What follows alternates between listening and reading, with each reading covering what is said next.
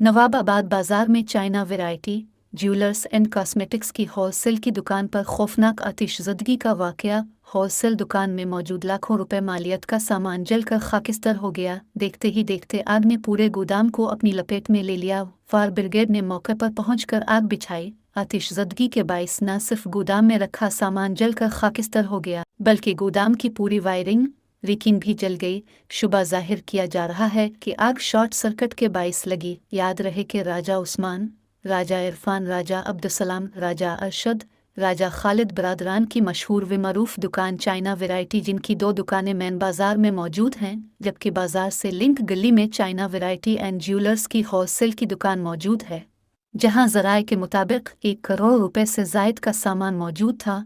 आतिशज़दगी की खबर सुनते ही अंजुमन ताजिरान Nawababad market Shahid Saghir Minhas, vice president cantonment board व कैंट अरशद और दीगर अफराद मौका पर पहुंच गए।